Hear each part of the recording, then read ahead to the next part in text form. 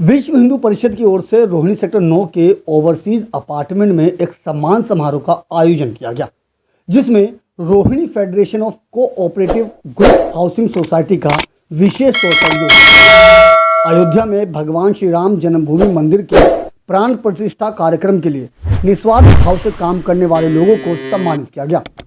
कार्यक्रम में बुजुर्ग, महिलाएं और युवाओं के साथ साथ तमाम लोग मौजूद रहे। कार्यक्रम में विश्व हिंदू परिषद के दिल्ली प्रांत अध्यक्ष कपिल खन्ना के साथ ही विश्व हिंदू परिषद के तमाम पदाधिकारी और कार्यकर्ता भी शामिल हुए। वहीं वीएचपी के प्रांत अध्यक्ष कपिल खन्ना ने रोहिणी फेडरेशन के कामों की सराहना करते हुए कोरोना काल में फेडरेशन की भूमिका का भी जिक्र किया। साथ ही उन्होंने बताया कि रोहिणी फेडरेशन ने सेक्टर 11 रोहिणी में रह रहे हिंदू शरणार्थियों के कैंप की देखभाल करने का भी फैसला लिया है। इसके अलावा उन्होंने कहा कि आने वाले दशक के बारे में भी सभी को भली भांति पता है। समाज जाग चुका है और हिंदू बदल चुका है।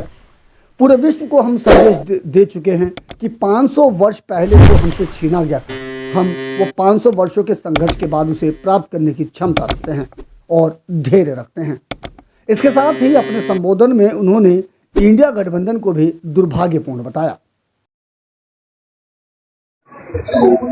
रोहिणी फेडरेशन के द्वारा ये कार्यक्रम का आयोजन हुआ है और यहाँ की सभी रेजिडेंट एसोसिएशंस के सदस्य आए, सभी अपार्टमेंट्स के। हम सब ने मिलकर 22 जनवरी का जो कार्यक्रम हुआ था, रामलला प्राण प्रतिष्ठित हुए थे अयोध्या में, उस कार्य को अपनी अपनी सोसाइटी के अपनी फेडरेशन के कार्यालय में, उस स्थान में, भवन में हमने किया और पास के मंदिरों में उस आयोजन को पूर्ण किया।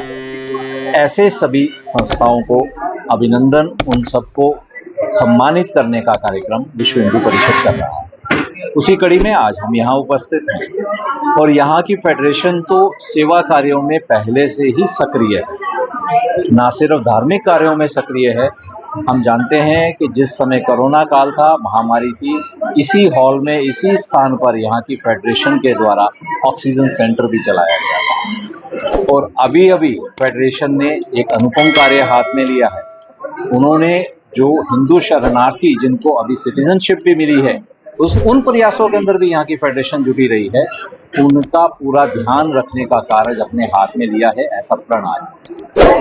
देखिए, विश्व हिंदू परिषद का मकसद हमेशा स्पष्ट रहता है कि सम्मान बाद में कोई भी नहीं देता, जबकि काज हो जाते हैं। राम के इतने बड़े काज हुए जो आप देख ही रहे हैं कि लोगों ने इतनी राम कार्यों में बढ़ चढ़कर हिस्सा लिया, तो उसके बाद जो सम्मान देना बनता है, मुझे लगता है कि शायद वो अपने आप में एक अनोखा कार्य है जो विश्व हिंदू परिषद ने पहल की।